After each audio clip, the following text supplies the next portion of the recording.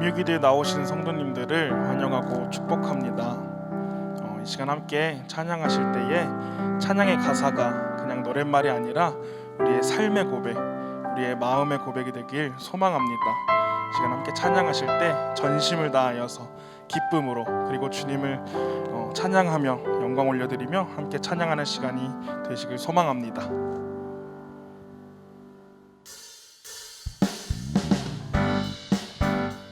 이 땅의 소망이 되시고 우리의 구주 되시는 예수님을 경배하며 다 함께 찬양합시다. 예수, 예수, 열방의 소망, 예수, 우리의 위로자, 주는 온 땅의 영원한 소망. 예수, 어둠 속의 빛, 예수, 어둠 속의 빛, 예수, 변함없는 진리,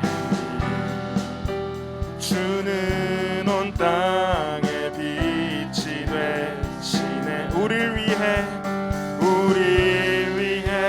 죽으시고 다시 사신 생명의 주, 주님만이 소망이요 변함없는 반석이라. 주님만이 온 세상을 비추시네. 또 죽음에서 부활하신 우리 구주 평강의 왕, 주를 믿는 모든 자의 소망 되신 주를 믿네.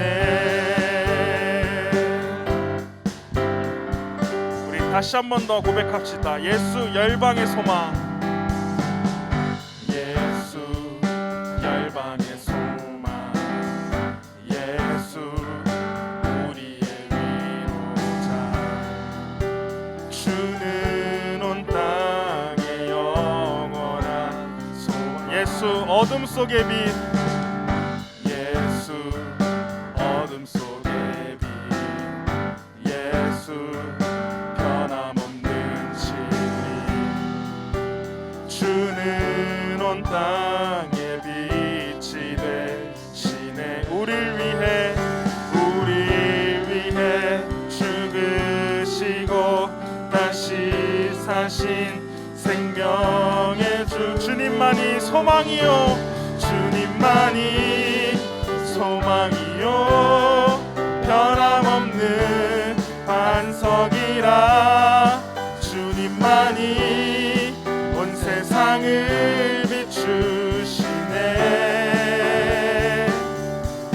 또 죽음에서 부활하신 우리 구주 평강의 왕, 주를 믿는 모든 자의 소망 되신 주님만이 소망이요, 주님만이 소망이요 변함없는 반석이라. 주님만이 온 세상을 비추시네. 또 죽음에서 부활하신 우리 구주 평강의 왕, 주를 믿는 모든 자의 소망 되신 주를 믿네.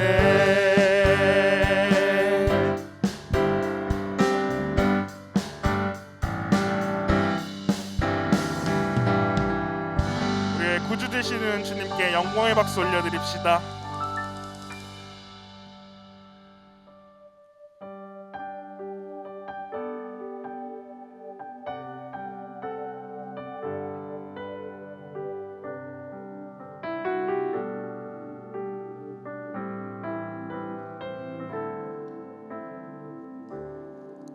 세상의 유혹 시험이 내게 몰려올 때에 것들 모두 이길 수 없네. 거대한 폭풍 가운데 위축된 나의 영혼 어찌할 바를 몰라 헤매이고 있을 때 다시 한 번 더 고백하겠습니다. 세상의 유혹 시험이 내게 몰려올 때에 나의 힘으론 그것들 모두 이길 수 없네. 거대한 폭풍 가운데 위축된 나의 영혼 어찌할 바를 몰라 헤매이고 있을 때 주를 찬양 손을 들고 찬양 전쟁은 나에게 속한 건 아니니 주를 찬양 손을 들고 찬양 전쟁은 하나님께 속한 것이니. 거짓과 속임수로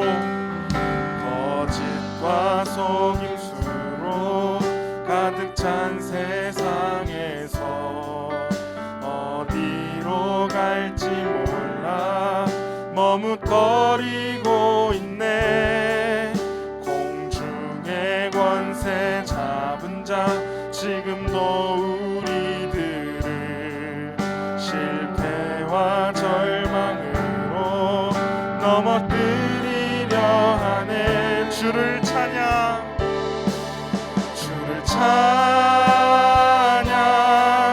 손을 들고 찬양 전쟁은 나에게 속한 것 아니니 주를 찬양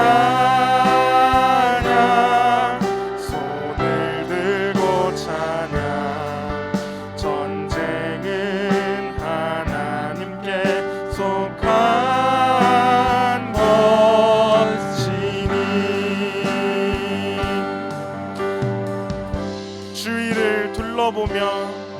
주위를 둘러보면 아무도 없는 듯 믿음의 눈을 들면 보이는 분 계시네. 지금도 내 안에서 역사하고 계시는 사망과 어둠의 권세 물리치신 예수님 주를 찬양 손을 들고 찬양 전쟁은 나에게 속한 것 아니니 주를 찬양 손을 들고 찬양 전쟁은 하나님께 속한 것이. 주를 찬양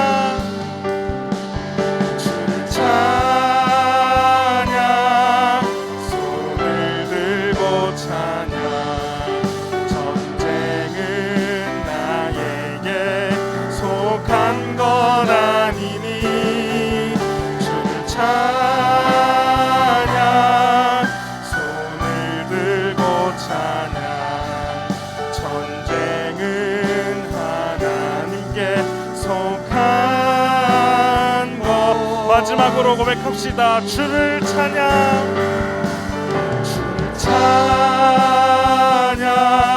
손을 들고 찬양 전쟁은 나에게 속한 것 아니니 주를 찬양 손을 들고 찬양 전쟁은 하나님께 속한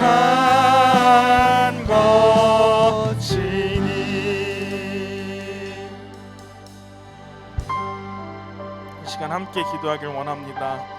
이 시간 함께 기도하실 때에 세상의 유혹 시험이 내게 몰려올 때에 내가 아무것도 할 수 없을 때에 정말 좌절하고 무너져 있는 것이 아니라 내 안에 계시는 성령님을 붙잡고 전쟁은 나에게 속한 것이 아니라 오직 주님께 속한 것임을 고백하며 믿으며 나아가길 소망합니다. 우리와 함께 하시는 주님을 붙잡고 전쟁의 승리자 되시는 주님께 모든 영적 전쟁을 맡겨드리며 승리하며 나아갈 수 있도록 우리를 붙잡아 주시옵소서. 이 시간 함께 통성으로 기도하겠습니다. 나의 삶 가운데 있는 그 모든 영적 전쟁을 주님께 맡겨드립니다. 내 힘으로 하는 것이 아니라 오직 주님께 있습니다. 전쟁은 나에게 속한 것이 아니라 오직 주님께 속한 있음을 고백하며 나아가길 원합니다.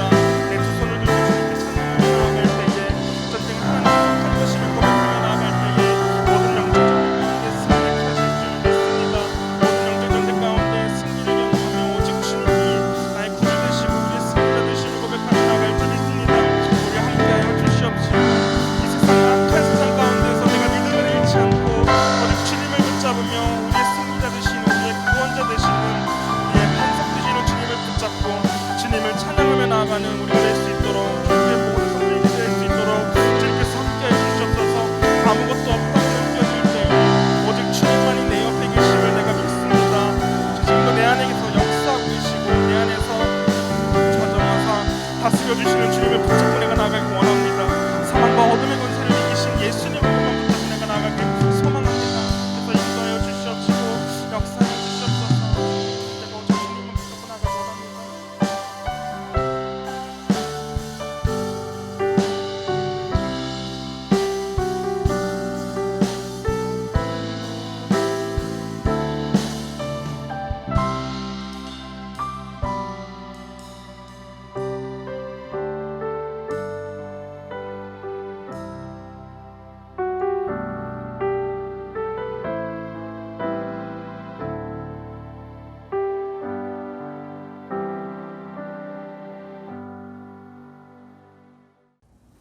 우리 함께 중부교회 교인기도문으로 공동기도 하겠습니다.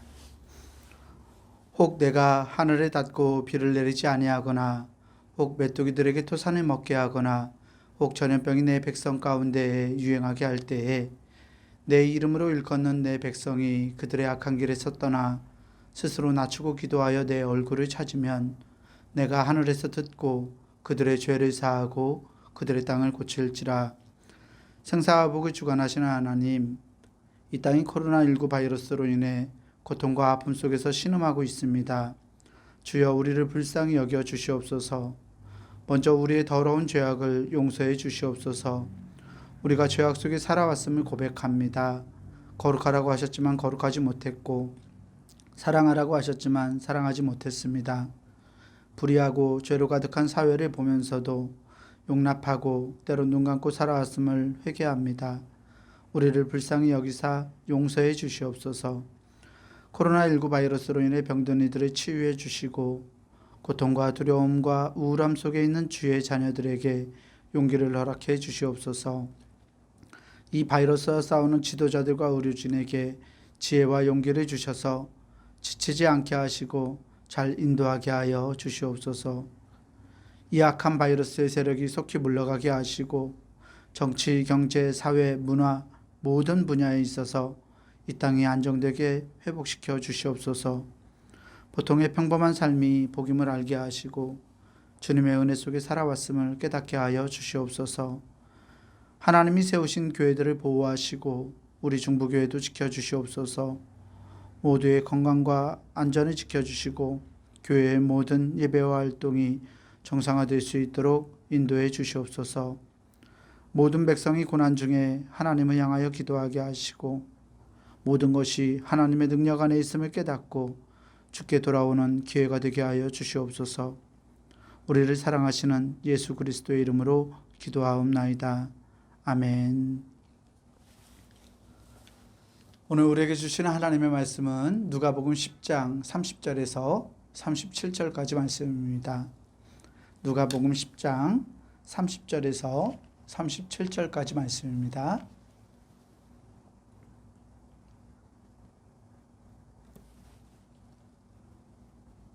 누가복음 10장 30절에서 37절까지 말씀 봉독하겠습니다. 예수께서 대답하여 이르시되 어떤 사람이 예루살렘에서 여리고로 내려가다가 강도를 만나매 강도들이 그 옷을 벗기고 때려 거의 죽은 것을 버리고 갔더라. 마침 한 제사장이 그 길로 내려가다가 그를 보고 피하여 지나가고 또 이와 같이 한 레위인도 그곳에 이르러 그를 보고 피하여 지나가되 어떤 사마리아 사람은 여행하는 중 거기 이르러 그를 보고 불쌍히 여겨 가까이 가서 기름과 포도주를 그 상처에 붓고 싸매고 자기 짐승에 태워 주막으로 데리고 가서 돌보아 주니라. 그 이튿날 그가 주막 주인에게 데나리온 둘을 내어주며 이르되 이 사람을 돌보아 주라. 비용이 더 들면 내가 돌아올 때에 갚으리라 하였으니 내 생각에는 이 세 사람 중에 누가 강도 만난 자의 이웃이 되겠느냐. 이르되 자비를 베푼 자니이다. 예수께서 이르시되 가서 너도 이와 같이 하라 하시니라. 아멘. 주님께서 주시는 은혜와 평강이 오늘 금요기도회로 하나님께 나아가는 우리 모든 교우들에게 함께하기를 주의 이름으로 축원합니다. 오늘은 우리가 잘 알고 있는 선한 사마리아인의 비유를 통해서 은혜를 나누어 보고자 합니다. 이 비유의 줄거리는 굳이 설명하지 않아도 될 정도로 우리 모두가 잘 알고 있습니다. 그래서 오늘은 이 비유를 조금 다른 시선으로 바라보고자 합니다. 본래 이 선한 사마리아인의 비유의 핵심은 누가 강도 만난 자의 이웃인가? 너도 이 사마리아인 같은 이웃이 되어라 라는 것입니다. 하지만 오늘은 이 이야기에서 우리가 자주 간과하고 있는 부분인 강도에 대해서 묵상해 보고 함께 마음 모아 기도하고자 합니다. 먼저 비유 속에 등장하는 강도는 누구일까요? 주님께서는 자주 비유를 통해서 주님께서 살아가던 그 당시 사회의 불의를 고발하고 현실을 풍자하셨습니다. 선한 사마리아인의 비유도 마찬가지인데요. 예수님 당시의 시대상을 고려해서 강도가 누구인지 우리가 생각해 보지 않는다면 이 비유가 우리에게 전해주는 어떤 풍부한 의미, 비유의 전체적인 의미를 간과해 버리기 쉽습니다. 즉 강도에 대해서 묻지 않는다면 이 비유는 어려운 이웃을 돕고 사랑하라 라는 윤리적 명령으로 그치고 마는 것입니다. 그래서 오늘은 강도에 대한 물음을 통해 예수님의 비유가 가지고 있는 시대고발적이고 도전적인 역설을 함께 나누어 보고자 합니다. 자, 이야기는 다 알고 계시니까요. 그렇다면 강도는 누구일까요? 성경은 말씀 속에 등장하는 강도가 누구인지 우리에게 말해주지 않습니다. 이 비유 속에 여러 등장인물들이 등장하지만 성경은 강도의 정체에 대해서는 침묵합니다. 왜 그럴까요? 이유는 굉장히 단순합니다. 예수님 당시 사람들은 이 강도가 누군지 말하지 않아도 다 알고 있었기 때문입니다. 강도에 대한 단서가 오늘 우리가 읽은 본문 30절 말씀에 있습니다. 우리 함께 누가복음 10장 30절 말씀을 다시 한번 읽어보겠습니다. 예수께서 대답하여 이르시되 어떤 사람이 예루살렘에서 여리고로 내려가다가 강도를 만나매 강도들이 그 옷을 벗기고 때려 거의 죽은 것을 버리고 갔더라. 아멘. 주님께서는 이 사건이 예루살렘에서 여리고로 내려오는 길 위에서 발생했다라고 말씀합니다. 흥미로운 것은 주님께서 이 비유를 말씀하시면서 구체적인 어떤 지명을 언급하고 계시다는 점입니다. 보통 주님이 비유를 말할 때는 또 우리가 비유를 말할 때는 구체적인 지명을 말하지는 않습니다. 비유는 꾸며낸 이야기인 경우가 많기 때문입니다. 그래서 비유 속의 장소는 보통 뭉뚱그려서 우리가 이야기할 때가 많습니다만 오늘 본문에서는 구체적인 이 지명을 정확하게 언급하고 있습니다.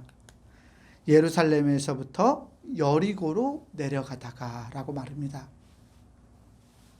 왜일까요? 여러 이유들이 있겠지만 보통은 비유에 어떤 생동감을 주기 위해서, 즉 비유가 사실이다라는 것을 드러내기 위해서 구체적인 장소들을 집어넣습니다. 예수님은 구체적인 장소를 언급함으로써 이 비유가 가지고 있는 사실성을 극대화하고 있는 것입니다. 또 지명을 언급함으로써 그 장소가 가지고 있는 어떤 특성을 듣는 청중들과 함께 공유하고 계신 것입니다. 아마도 청중들은 이 지역이 가지고 있는, 즉 예루살렘에서 여리고로 내려가는 이 지역이 가지고 있는 특성을 잘 알고 있었을 것입니다. 예수님이 어떤 사람이 예루살렘에서 여리고로 내려가고 있었다고 말씀합니다. 고지대인 이 예루살렘에서 저지대인 여리고로 내려가는 길, 약 27km에 이르는 이 길은 와디라는 지형이 발달한 곳입니다. 이 와디는 중동 지역의 이 건조한 사막에서 긴 건기, 그러니까 비가 내리지 않는 긴 건기와 짧고 집중적인 우기로 인해서 발달한 산골짜기 지형을 말합니다. 와디는 건기에는 말라 있고 우기에는 물이 흐르는 계절천이라고 말할 수 있는데요. 이 계절천을 말합니다. 예수님 당시에 이 와디는 로마 제국에 대항하던 젤롯당원들, 즉 열심당원들이 로마 제국 군인들과 게릴라전을 펼치던 협곡 지역이기도 했습니다. 지형이 험하고 숨어 있다가 기습 공격을 하기도 좋은 이 와디에서 열심당원들이 소위 독립운동을 펼치곤 했습니다. 열심당원들은 스스로를 하나님의 택함을 받은 자기들은 선민이라고 생각했습니다. 로마의 식민 지배에서 벗어나 다윗왕국의 영광을 회복하고 나라를 되찾아가기 위해서 로마 제국의 물자나 사람들을 기습하고 민족의 배신자들이나 제국의 요인들을 암살했던 무리들이 열심당원들이었습니다. 오늘 본문 30절에서도 이 강도가 단순히 한 사람이 아니라 강도들, 즉 무리였다라는 것을 우리에게 짐작하게 해주고 있습니다. 그런데 이 와디에 모여 있었던, 와디에 숨어 있었던, 거기에 은닉하고 살아가던 열심당원들에게는 문제가 하나 있었습니다. 그것은 바로 이 와디 지형에서 그들이 자급자족할 수 없었다는 것입니다. 농작물을 경작할 수 있는 장소도 아니었거니와 그곳에서 몇 날 며칠을 먹고 살아가는 것은 굉장히 어려운 일이었습니다. 열심당원들이 처음에는 이 로마 제국과 싸우고자 열정을 가지고 이 건조한 사막에 집결했지만 시간이 흐르면서 이 열심당원들은 자신의 생계를 유지하는 데 어려움을 겪게 되었습니다. 그래서 그들은 이 와디 지형을 지나가는 이 여행객들을 털어야만 했습니다. 심지어는 동족인 유대인들도 이 열심당원들의 희생양이 되곤 했습니다. 더욱더 커다란 문제는 이 열심당원들이 자신들의 강도 행위를 하나님을 내가 제대로 섬기기 위해서 어쩔 수 없는 선택이라고 이 강도 행위를 정당화하기 시작했다는 것입니다. 그들은 큰 꿈을 이루기 위해, 즉 우리의 왕국을 되찾기 위해서 소수의 희생, 작은 희생은 피할 수 없다고 생각했습니다. 그리고 이 꿈을 이루기 위해서 자신들의 이 강도 행위를 당연한 것으로 받아들이면서 차츰차츰 범죄에 무감각해져 갔던 것입니다. 사랑하는 성도 여러분, 우리가 살아가면서 어떤 목적을 이루기 위해서 결과만 바라보고 과정을 간과할 때가 있습니다. 목적한 결과만 이루어지면 그 결과에 이르는 그 과정이야 어떻든 상관없다고 생각하는 경향이 우리에게 있다는 것입니다. 믿음 생활에 있어서도 마찬가지입니다. 교회의 일과 우리에게 주어진 사명을 위해서 어떤 과정을 거치든지 우리가 멋지고 훌륭한 결과만 이루어내면 그만이라고 생각하기 쉽습니다. 그런데 여러분, 그렇지 않습니다. 우리에게 주어진 하나님의 일은 그 결과보다 일을 이루어가는 그 과정이 중요합니다. 오늘 주님의 말씀은 과정을 간과하고 결과만을 바라보면서 사람들을 어렵게 했던 이 열심당원들을 강도들이라고 고발하고 있습니다. 열심당원들은 로마 제국으로부터 독립해서 하나님의 나라를 세우고자 했지만 그것을 이루어내는 과정에서 불법을 저지르고 사람들을 착취하고 강탈하였습니다. 그래서 그들은 진짜 강도들이 될 수밖에 없었던 것입니다. 사랑하는 성도 여러분, 오늘 우리가 우리의 삶을 돌아볼 수 있기를 주의 이름으로 축복합니다. 우리에게 주신 하나님의 사명을 감당하면서 내가 강도가 아니었을까, 나의 모습을 뒤돌아보기를 원합니다. 사명을 감당하면서 혹 우리가 결과만 바라보다가 그 결과를 이루어내는 과정을 소홀히 하진 않았는지 나의 모습을 돌아보며 목적만큼이나 그것을 이루는 수단과 과정을 중요하게 생각하고 중요시함으로써 내게 주신 주의 사명을 더욱 빛나게 할 수 있는 우리 모든 교우들이 되기를 주의 이름으로 축원합니다. 이 시간 우리 함께 기도하길 원합니다. 하나님, 결과보다 과정을 중시하는 사명자 되게 하옵소서. 주신 사명을 이루어가는 우리의 모든 과정이 아름다울 수 있도록 하나님 우리에게 지혜를 주시고 주님이 인도하시는 선한 길을 따라서 참된 사명을 감당해 갈 수 있는 사명자들 되게 하옵소서라고 이 시간 함께 기도하겠습니다.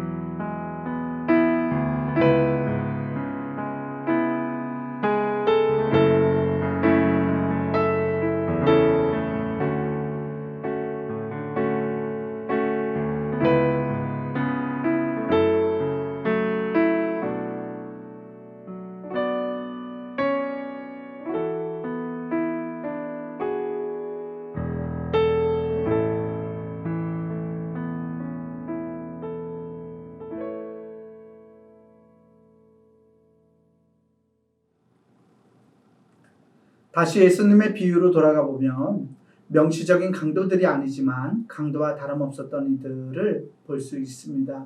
바로 강도 만난 자를 돌보지 않고 지나쳐버린 제사장과 레위인이었습니다. 제사장들과 레위인 역시 강도들처럼 열심당원들처럼 하나님을 사랑하고 자기 민족을 사랑하던 이들이었습니다. 전심을 다해 성전을 찾고 예배하던 사람들, 하나님께서 주신 율법을 지키며 살아가기 위해서 늘 구별된 삶을 살아갔던 이들이 바로 제사장과 레위인이었습니다. 하지만 말씀은 제사장과 레위인 또한 강도들이라고 말하는 것 같습니다. 하나님께서 정해주신 율법의 규정을 따르기 위해서, 그 율법을 지키기 위해서 죽은 시체 또는 부정한 것과 접촉하지 않기 위해서 제사장과 레위인은 어려운 이웃을 돌아보지 않고 지나쳐갔습니다. 사실 열심당원들이 자신들의 동족이자 이웃인 유대인들을 약탈했던 것처럼 제사장과 레위인들 역시 서민들을 물질적으로 또 정신적으로 약탈했던 강도들이었습니다.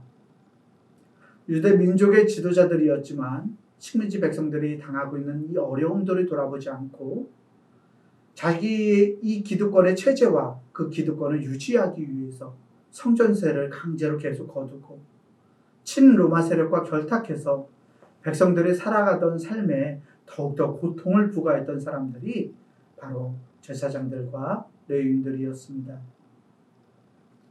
제사장들과 레위인들은 분명 물리적인 강도는 아니었습니다. 하지만 그들은 율법과 규례들로 사람들의 삶을 옥죄었습니다. 죄사함을 담보로 여전히 서민들의 생활고를 2중, 3중으로 어렵게 만들었습니다. 속죄제와 속건제를 드리도록 강요하고 사람들이 식민지 백성으로서 로마에 세금을 내고 또 성전세를 이중으로 부담하여서 이 서민들의 삶을 어렵게 만들었던 사람들이 바로 그들이었습니다. 자신들의 기득권인 성전 체제를 유지하기 위해서 매국노들과 결탁해서 유대 백성들이 식민지배의 현실에 순응하며 살아가도록 만들었습니다. 제사장들과 레위인들 역시 틀림없는 강도들이었던 것입니다. 사랑하는 교우 여러분, 본문에서 강도 만난 자는 바로 이러한 강도들에게 물질과 영혼을 약탈당하고 유린당했던 사람입니다. 말씀은 오늘 저와 여러분에게 심각한 도전을 주고 있습니다. 나는 과연 강도가 아니었는가? 하나님을 사랑한다는 미명 아래에 나와 부딪히고 나와 만나는 사람들에게 강도로 살아가지는 않았는가라고 말입니다. 너무나 자주 우리는 일보다 사람이 우선이라는 것을 잊어버립니다. 주어진 사명을 감당할 때도 성도 한 사람 한 사람이 실망하거나 소외되지 않도록 우리는 배려해야 합니다. 교회의 일을 위해서 성도들이 실족하고 마음 상하게 된다면 그 교회의 일은 오히려 하지 않는 것이 나을지도 모릅니다. 그런 면에서 오늘 말씀은 우리에게 도전을 줍니다. 우리의 이름 그리스도인, 즉 그리스도의 사랑, 예수쟁이라는 이 이름이 우리에게 허울은 아니었는지 우리를 돌아보게 만듭니다. 그 누구보다 하나님과 사람들을 사랑해야 할 사람들이 바로 그리스도의 사람들입니다. 세상은 우리에게 이 이름값을 기대합니다. 빛이 빛을 잃고 소금이 짠맛을 잃으면 사람들의 발에 밟히고 버려질 뿐입니다. 오늘날 그리스도인들을 향한 세상 사람들의 기대가 완전히 사라지지 않도록 우리에게 주어진 묵묵한 사명, 우리에게 주어진 사명을 묵묵히 감당해가는 우리 모두가 되기를 주의 이름으로 간절히 축원합니다. 다시 한번 이 시간 우리 기도하길 원합니다. 하나님, 주님의 일을 내가 감당하면서 사랑을 잃어버리진 않았는지 우리의 모습을 돌아보고 회개합니다. 일보다 사람이 우선이라는 것을 말씀을 통해서 깨닫습니다. 함께하는 성도들을 돌보고 더욱 사랑할 수 있도록 우리의 가슴을 주님의 사랑으로 채워주옵소서. 하나님의 사람답게 그리스도인의 이름값을 감당할 수 있는 우리 될 수 있도록 하나님 우리의 마음과 우리의 삶을 하나님 주장하여 주시옵소서라고 이 시간 다시 한번 기도하겠습니다.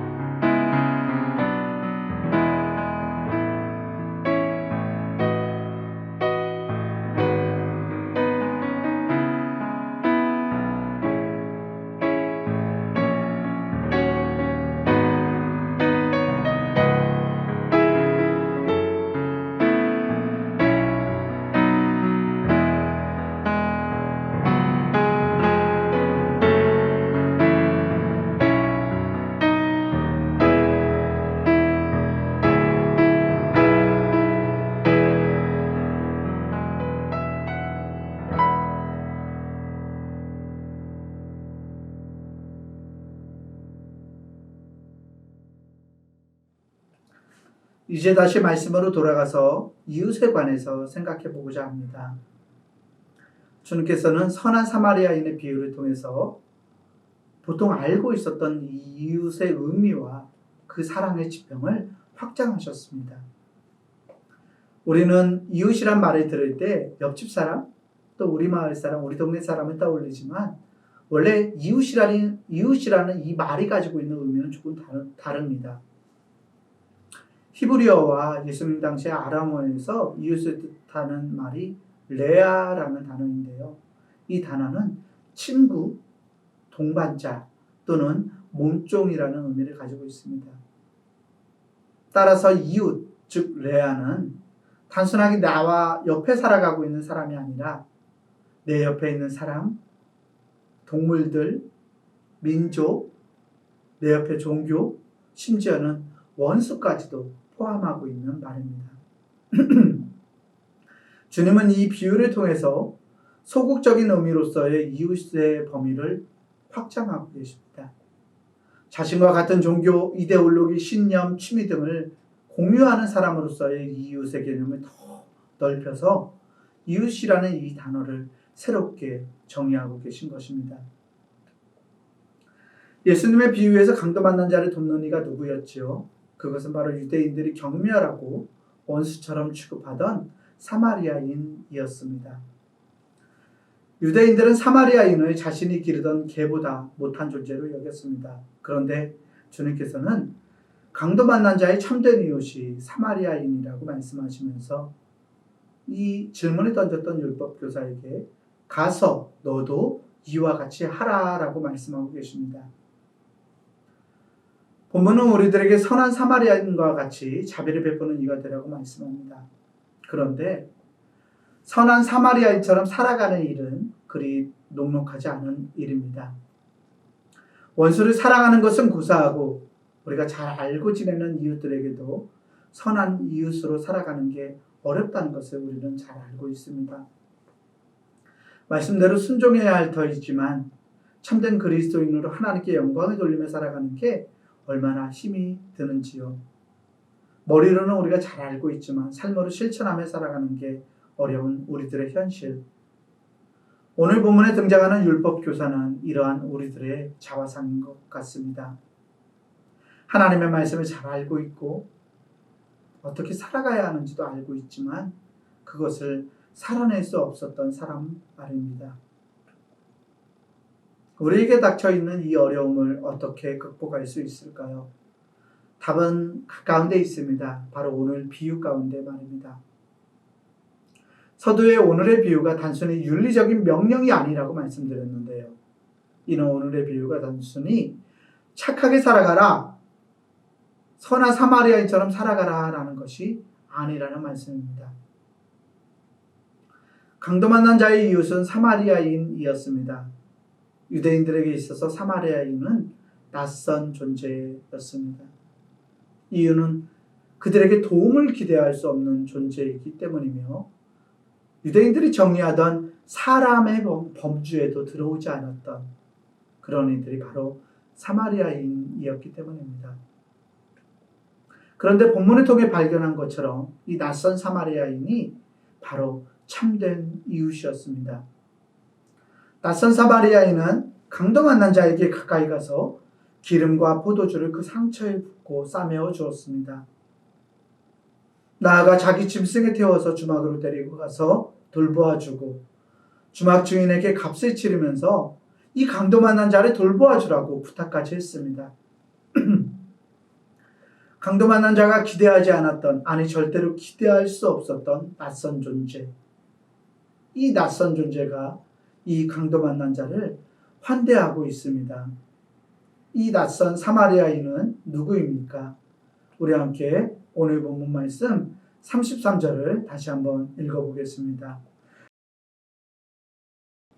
누가복음 10장 33절 말씀 다시 한번 읽어보겠습니다.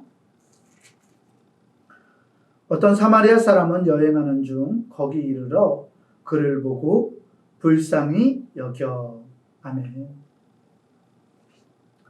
본문에서 이 말씀 가운데서 불쌍히 여겨라고 표현하고 있는 이 불쌍히 여기다 또는 측은한 마음이 들다라는 이 표현은 그리스어로 스플랑크 니조마이라고 말합니다. 신약 성서에서 스플랑크 니조마이의 뜻은 내장을 쥐어짜는 아픔을 느끼다라는 뜻입니다. 우리말에 애타다, 애달다라는 말과 비슷한 말입니다. 이 사마리아인은 강도 만난 자를 보고서 창자가 끊어지는 아픔을 느꼈습니다. 흥미로운 점은 복음서에서 이 단어가 하나님의 자비로움을 나타내는 비유 외에는 오직 예수님에게만 사용되었다는 점입니다. 즉 불쌍히 여겨라는 이 마음, 애끓는 이 마음, 창자가 끊어지는 것 같은 이 마음이 예수 그리스도의 마음이고 예수님에게만 사용되었다는 사실이 우리의 눈길을 끌고 있습니다. 즉 오늘 강도 만난 자가 기대할 수 없었던 낯선 존재, 애끓는 마음을 가진 이 사마리아인은 다름 아닌 예수님을 가리키고 있습니다. 예수님께서 우리에게 낯선 존재인 이유는 우리에게 없는 의로움과 자비로움, 은총을 가지고 계시는 그 은총을 주시는 분, 즉 하나님이시기 때문입니다. 알지만 행할 수 있는 힘이 없고 살아낼 능력이 없는 율법교사 같은 우리들에게 유혹과 어려움이 만연한 이 고단한 인생길에서 상처받고 좌절해 있는 강도 만나 버려진 자와 같은 우리들에게 낯선 사마리아인인 예수께서 함께하고 계십니다. 주님은 오늘도 그렇게 우리를 돕고 계십니다. 율법교사처럼 행할 힘이 없는 우리들에게 낯선 은총을 허락하셔서 감당하게 하시고 살아가게 하십니다. 강도 만난 자 같은 우리들에게, 인생길에서 지쳐 쓰러진 우리들에게 기름을 발라주시고 상처를 싸매주시고 다시 일어날 힘과 능력을 주시는 분이 바로 낯선 존재 예수님이십니다. 오늘 절망적인 상황으로 또 삶의 문제로 인해서 어려움을 당하는 교우들이 있다면 예수님을 붙드시길 부탁을 드립니다. 주님께서 여러분들의 상처를 싸매시고 고치시고 위로하시고 일으켜 주실 것입니다. 또한 하나님의 사람으로 삶을 살아가기를 간절히 소망하는 모든 교우들에게 낯선 존재이신 이 주님의 은총과 자비로우심과 능력이 함께하기를 소망합니다. 주님께서 여러분들의 삶에 동행하셔서 감당할 의지와 능력을 허락하실 것입니다. 이를 믿고 의지하며 오직 주님의 은총에 의해서 변화되어서 참으로 하나님과 이웃을 사랑하며 살아갈 수 있는 저와 여러분들이 되어가기를 주의 이름으로 간절히 축원합니다. 이 시간 마지막으로 함께 기도하기 원합니다. 특별히 절망과 아픔과 어려움 속에 있는 우리의 교우들, 우리의 이웃들을 위해 기도하기 원합니다. 하나님, 강도 만난 자에게 낯선 은총으로 다가오셨던 주님을 기억합니다. 주님이 주시는 은총이 우리에게 필요합니다. 우리를 고쳐주시고 우리를 싸매주시고 우리를 위로하시고 우리를 일으켜 주옵소서. 또한 우리의 힘으로 감당하지 못하는 그 어려움 속에서 사랑을 베풀지 못하는 우리의 어려움 가운데서 우리가 주의 손길만을 의지할 수밖에 없사오니 주여 우리를 붙들어 주시고 우리의 이웃과 우리의 하나님을 사랑할 수 있는 존재로 나를, 우리 성도들을 하나님 변화시켜 주시옵소서라고 이 시간 우리의 이웃들과 우리 자신을 위해서 함께 마음 모아 기도하겠습니다.